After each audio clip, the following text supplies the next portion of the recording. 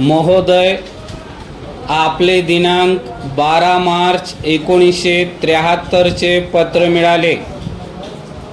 दिनांक 1 मार्च 1974 पासून आमच्या कंपनीतील कामगार अनधिकृत, असमर्थनीय व बेकायदेशीर संपावर आहेत। हे आपणास कळविण्यास आम्हास अत्यंत खेद वाटतो। कामगारांच्या मागण्यांबाबत आमच्या कंपनीने नेहमीच उदार धोरण स्वीकारले आहे। त्या धोरणानुसारच आमच्या कंपनीने कामगारांच्या युनियनबरोबर एक करार केला होता। तो करार या वर्षाच्या अखेरीस संपुष्टात येत आहे। या करारानुसार थोडकी नव्हे तर 33% पगारवाढ आणि इतरही अनेक लाभ कामगारांना देण्यात आले।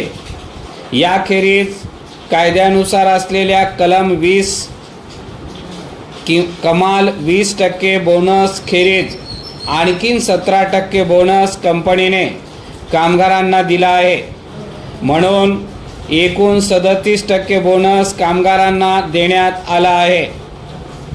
भारतात देण्यात येणाऱ्या अशा रकमांमध्ये हे प्रमाण बहुधा सर्वात जास्त असेल असे आम्हास वाटते।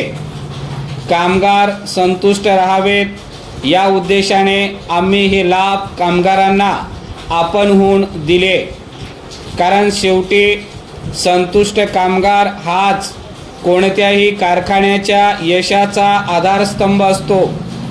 आज आमच्या कंपनीतील सर्वात कमी पगार मिळणाऱ्या कर्मचाऱ्याला सुद्धा दरमहा 425 रुपयांपेक्षा अधिक रक्कम मिळते। ही रक्कम कोणत्याही तुलनेने पाहिल्यास समाधानकारक वेतन म्हणून मानण्यास कोणाचीही मुळीच हरकत नसावी। परंतु दुर्दैवाने चालू वर्षाच्या सुरुवातीपासूनच कारखान्यातील कामगारांकडून अनेक प्रकारे बेशिस्त वर्तनाचा अवलंब करण्यात येत आहे। पूर्वीपासून चालत आलेल्या जुन्या प्रथा, रूढी, कार्यपद्धती झुगारून देण्यात आल्या आहेत आणि युनियन व व्यवस्थापक यांच्यात कायदेशीरपणे झालेल्या कराराकडे पूर्णपणे दुर्लक्ष करण्यात आले आहे। या सर्वांचा कळस म्हणजे उत्पादनात असमर्थनीय, बेकायदेशीर घट करण्यात आली। उत्पादनात घट करण्याचा प्रयत्न जाणून बुजून व संगनमताने करण्यात आला।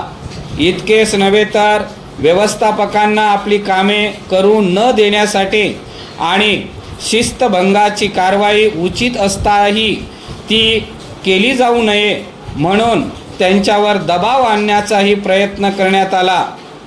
वरील परिस्थितीतही वादग्रस्त प्रश्नांवर चर्चा करून ते सोडवण्याचे शक्य ते सर्व प्रयत्न करण्यात आले, परंतु दुर्दैवाने त्यांचा उपयोग झालेला नाही। म्हणून ज्यांनी शिस्तभंग केला व उत्पादनात जाणून बुजून घट केली त्यांच्या विरुद्ध कारवाई करणे कंपनीला भाग पडले। या कारवाईचा नक्की काहीतरी चांगला परिणाम होईल। आपला विश्वासू